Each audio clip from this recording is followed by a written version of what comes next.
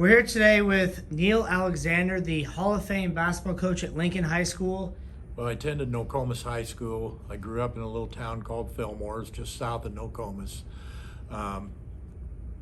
We just had a lot of kids that grew up together and played together. We went to Nokomis, and it was pretty much back then you played every sport.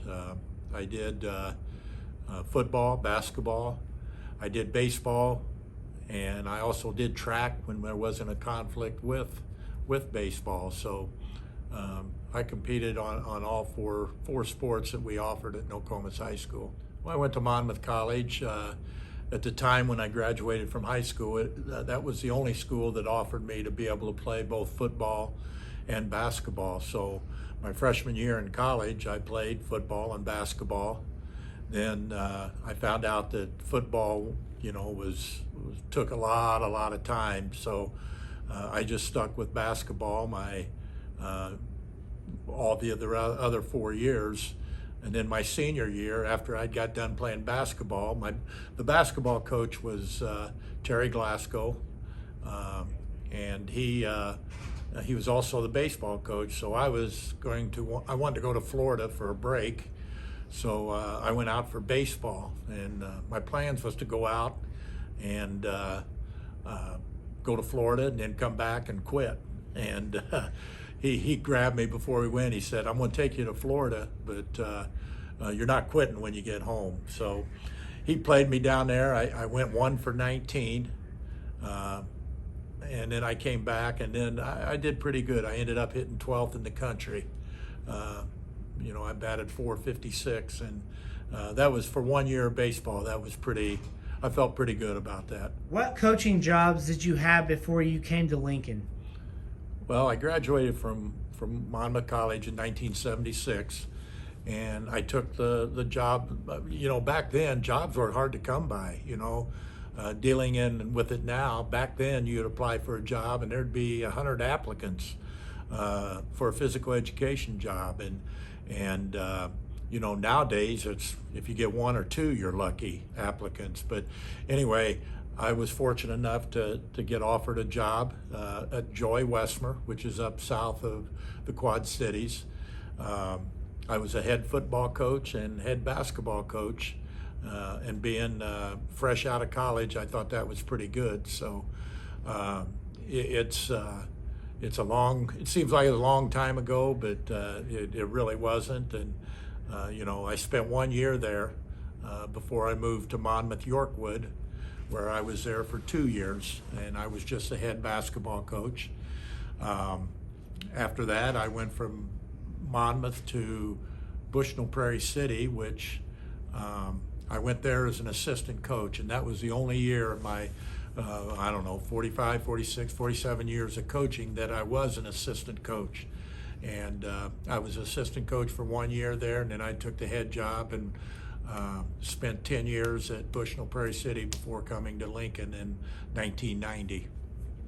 I've been here this will be coming up on 31, and I spent 12 years at Bushnell Prairie City. I spent 2 years at Yorkwood and 1 at Joy Westmer. So I can't add very well, but I lost track after 40. So it's been a few years that I've done it and enjoyed every minute of it. Noticeable players that you have coached here at Lincoln? Well, there's no doubt, the one that everybody talks about is Brian Cook, who played here back and graduated in 1999 and went on to Illinois and was a player of the year in the Big Ten. And I think he was a 22nd pick in the draft that year for the Los Angeles Lakers. So he's the most noticeable one. But I've coached my two sons. There's so many of them, and the thing that I tell people is, everybody talks about scholarships and that and everything, and people, when I have a talk with young kids, I tell them that you have a better chance of getting a academic scholarship than you do an athletic scholarship. So over the 40 plus years that I've been coaching, I've had maybe a handful, more than a handful, maybe a dozen kids that have had or earned a scholarship to play basketball. And I've only had one in those 40 plus years that made a living at it. So, we talk a lot about that, and get the kids to focus on playing hard and playing together and having fun, because not many people get the opportunity to move to the collegiate level.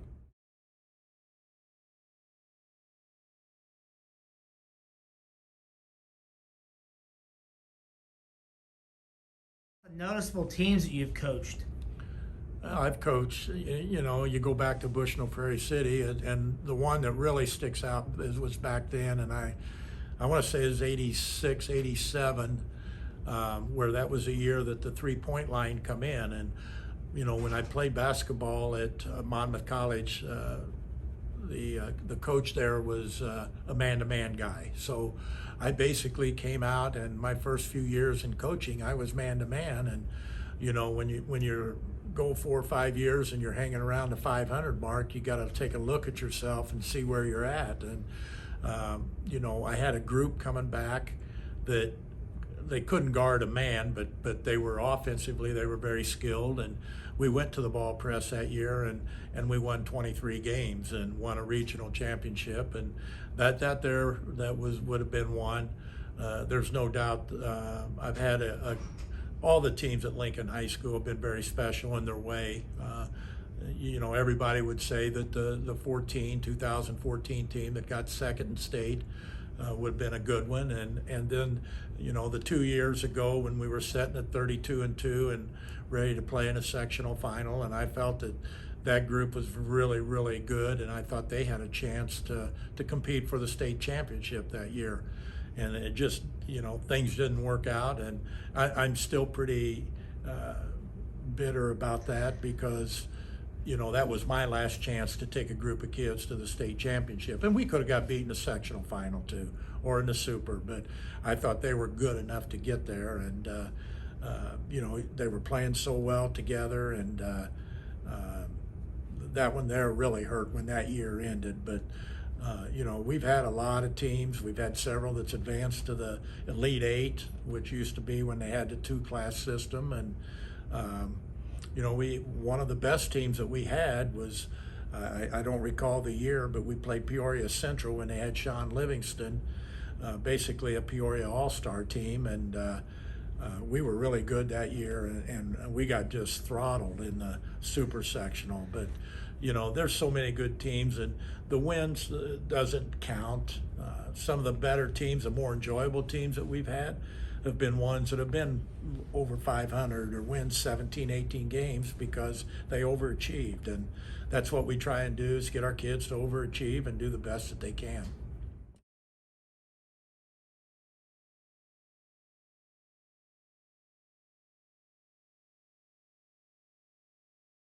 Being the AD and coach, what are the perks and difficulties that you have to handle for both? Well, I don't think there's any perks. Everybody will say there are perks for me, but our kids get the bad end of the deal, because I do not bend any rules at all for them, because I feel that if I did it for them, I got to do it for everyone. Or people sit there and look and say it was a basketball player and they got away with this, but I'm harder on them, and they get no breaks. So I would say that there's no perks for that. As far as the conflicts and things, it's really hard in season when you're trying to focus on a basketball team and you've got other people who are wanting things. So it's a good thing that I have, my coaching staff has been with me for many, many years, and they basically can run this program without me. They do a lot that I let them coach, and I think that they enjoy that, and I think that's why we have so much success, is that we're all on the same team and the support of each other. But if I didn't have my assistant coaches that could step in and take the practice and run it, so I could step out and give people what they need and so forth. But that's the most tough thing to do, is to be able to help the other programs during the season. You have over 800 wins here at Lincoln. You are now the You have now the most wins in Lincoln basketball history. What does that mean to you as a coach? Well, it means that I've had good players. I've had good coaches to work with. Had a good administration. I've been here for a lot of years, and the administration's never told me one thing about how to run this program. And if I got issues, I go to them. We talk, we communicate. And the young coaches out there that think that they're beyond their administration is wrong, because you're going to lose any battle you go to with the administration. So, I've always stated my feelings, but I also do what they tell me to. But they have never interfered with how the X's and O's, the players, or who to play, who not to play, and you have to have that. And I've been fortunate to be able to do that. So the wins and losses, we never talk about wins and losses with our team. We talk about playing together, overachieving, and playing hard every day, and prepare for the games. And everything just falls into place after that. And as far as it being, I'm just very fortunate to have what I have here. It's been a great place for me. It's a great place to coach. It's a great place to play. We have great fan support. And I can't say anything more than that. And what's it mean to me? It just means that I'm getting old and been around a long time, and have again had the good players and a staff to go along with it.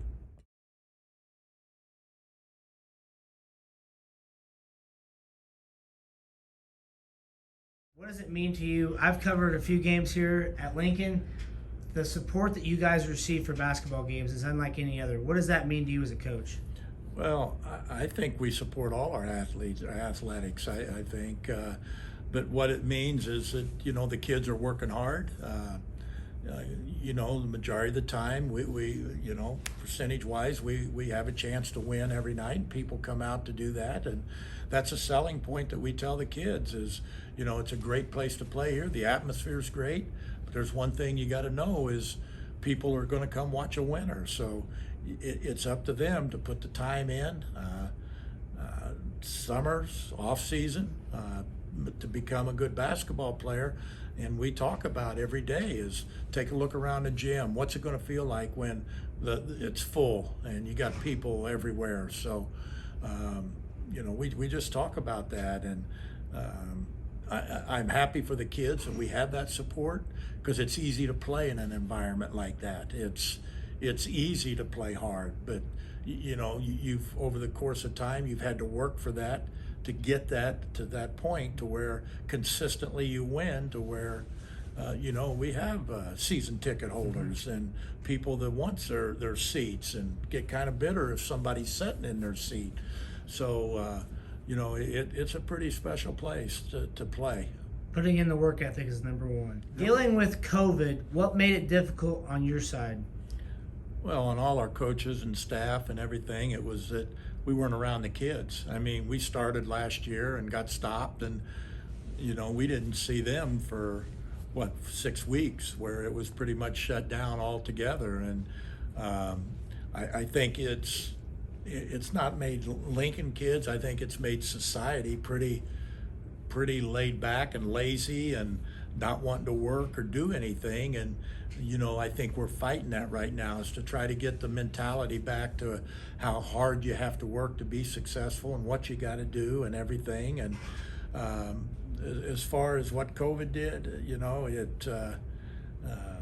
it's really forced us to refocus on what we're doing and how we do it. And we have to go back and start over to convince the kids on what we got to do, the work ethic, the time commitment, what you have to do to put into a program to be successful. So it's been a struggle here for the last 18 months.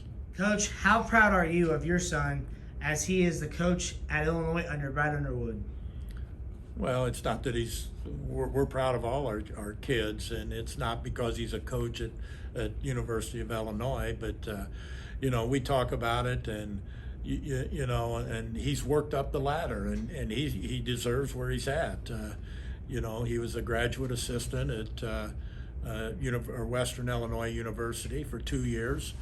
And once he got done there, he took a junior college job in Tyler, Texas. And, mom and dad took him down there. Mom and dad didn't want to leave him because of what and where he was staying. They said that he had a place that they would give to him, and basically it was a condemned dorm. And we spent 2 days spending night and day, 24 hours a day, cleaning it, painting it, putting carpet down, and for him to just have a nice place to stay. But he started out as a head volleyball coach and a head assistant basketball coach at Jacksonville, Texas. He went from Brad Underwood after the year, took a job at Daytona Beach Junior College, and Jeff went with him to there and spent 5 years. And then from there, he went to Pocatello, Idaho, at Idaho State for 5 years. He was at Eastern Illinois for a year, Evansville for 5. So he's put his time in over, the years to be where he's at. And we're happy for him. We're excited for him. I know the pressure's on, but coaches don't get into coaching without knowing there's pressure somewhere. And everybody thinks that the community puts it on you and all this and that, and fans and everything, but a coach is driven by his ego of being successful and everything. And the pressure's on them, but yet they put the pressure on themselves to be successful.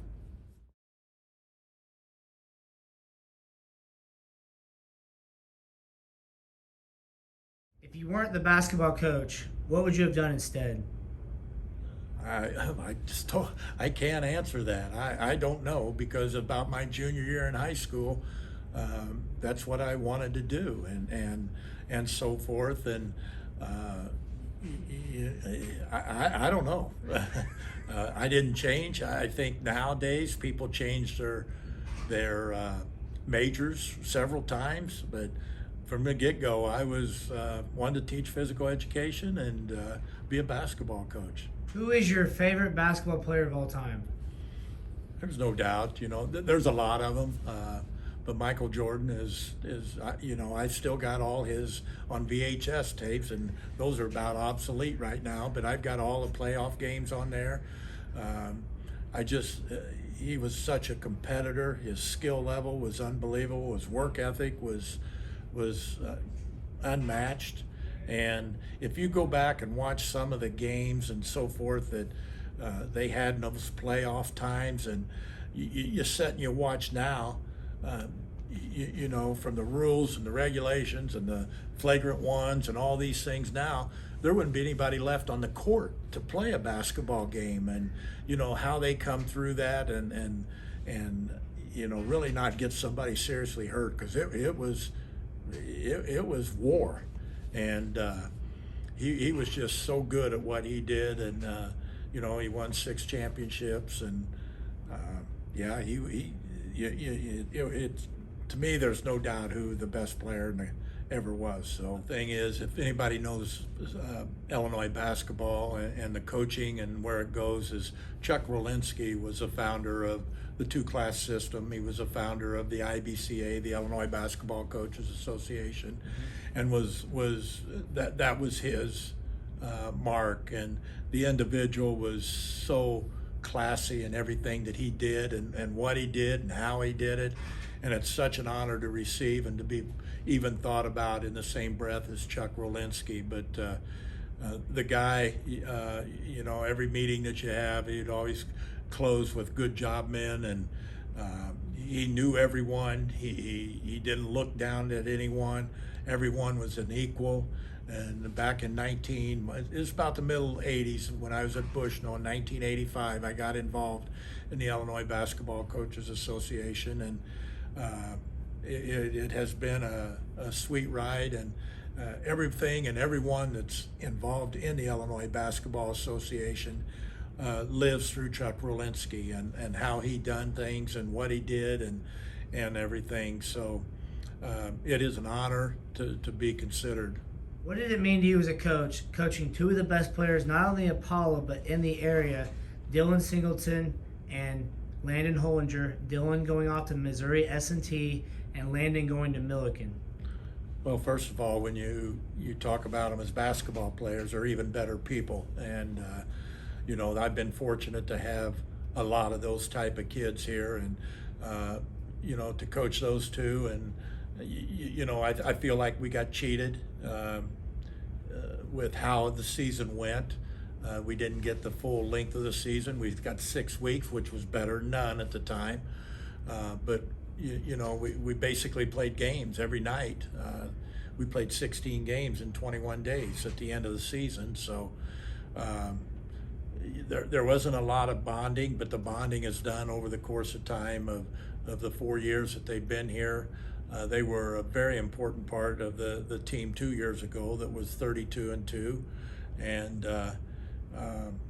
they're just class individuals. It makes a coaching job real easy when you got kids with that character, their work ethic, their desire, and how hard they work, and what they do in the classroom. Both of them are great students and everything. So I'm proud of both of them, but as I am with all the kids that have come through here and that I've been associated with.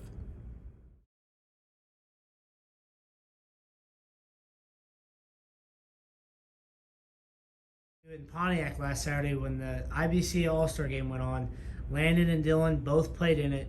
You weren't coaching them, but you're there as a coach sitting in the stands watching them play one last time. Well, it's hard to watch somebody that you've coached for 4 years and you know what they can do, and you just kind of under your breath talking them through it and things. But they're both very capable of stepping up to the next level and playing. And as a coach, all these kids is almost like a son to me. And coaching my sons was something that was when you let them go and go play for somebody else, that was one of the hardest things. And when you've coached them and you know them, and somebody else is trying to tell them do this, and this, and you got to sit there and accept it. But basically, it's pretty much like a parent sitting there with, they probably think that their kids can do something else, but the coach knows what goes into their program and how things go. So being in an all-star game, and I will say this about the 3A, 4A all-star game this year, it was as good an all-star game as I have seen in a long, long time. There was no back out of the lane, give somebody the ball to go dunk. It was, if you got a dunk, you earned that dunk. Oh, yeah. And, there was a lot of defense played, and people missed a great opportunity to see a lot of talent play last Saturday in Pontiac. I stood in the corner and I was like, man, they're not just playing, they're playing for real. Like, they are meaning business. They want to win this game for their local team, but also for the area. Yeah, it was very competitive, and if more all-star games was like that, I think all-star games would be a much better draw. Who is your biggest role model? Well, I got about 3 of them. First of all, Terry Glasgow, the head basketball coach at Monmouth College when I played there, and he taught me the organization, how to be organized, because he was an instructor at Monmouth College, and he was the best instructor I had there the 4 years that I was there. But he was one that taught me how hard you had to play, what organization you have to do, and all this and that. Lauren Wallace was a key.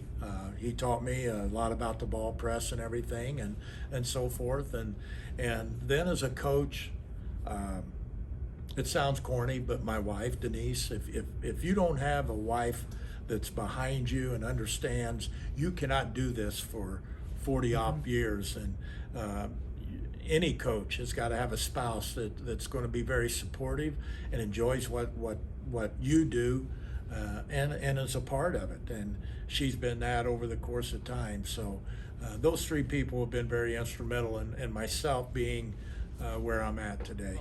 A lot of things is my mom and dad both were very instrumental, and I've already spoke about Denise. But the people that, the one person that back in 1990 that gave me the opportunity to come to Lincoln was Jerry Overby was a superintendent at the time, and he took a chance on a 35-year-old coach that had a little over a 500 record, and you know, I'd done about 15 years when I came to Lincoln. So Jerry Overby and Fred Pleasy were two guys that brought me here to be able to begin this journey here at Lincoln High School. And there's no doubt that without those two, I wouldn't have been here. And then Lauren Wallace, who was very instrumental in helping me land the job and do the things that I wanted to do and stay in touch. And we still stay in touch. And but there's so many people here. The parents have been supportive. They get their kids here. I don't have to go chase them to get them in the gym. They all know that they have to be here and be able to work hard to be able to play and participate and be a part of it. But the administration here, the faculty, everyone, the community, it's been very, very supportive of Lincoln High School basketball. It's not supportive of Neo Alexander, it's supportive of Lincoln High School basketball. And you know, the kids will tell you that when we talk at the beginning of the year, it's not my team, it's our team, it's our community, and we want to do well for it. Unfortunately, somebody's got to be the head of this family, and I'm the one that makes a lot of the decisions, but they also get a lot of input, and it's just been a great ride. My assistant coaches, I haven't had many of them here, but the ones that I have been very loyal, been very supportive. Basically, probably 75 to 80% of them played here, and that makes a lot of difference because they know everything that goes into it. So it's a community thing, and you know, I'm proud of it. I'm proud of you know, when I came back in 1990, when Jerry Overby offered me the job as a 35-year-old, the thing that I was scared to death, that the standard at Lincoln High School was so high, and my personal goal was not to let that slip any. And I just wanted to hold ship and keep the program where it was at. And I think over the course of 31 years that we've held the program pretty solid. So again, it's a lot of people that goes into it. It's just not me. It's an unbelievable feeling to know you have that kind of support. Neil, it was an honor to talk with you, a privilege to talk to a Hall of Famer like you, to receive the award that you just received, the Lifetime Achievement Award. Over 800 wins is remarkable. I really enjoyed it, and I look forward to speaking with you more in the future. Okay, thank you very much.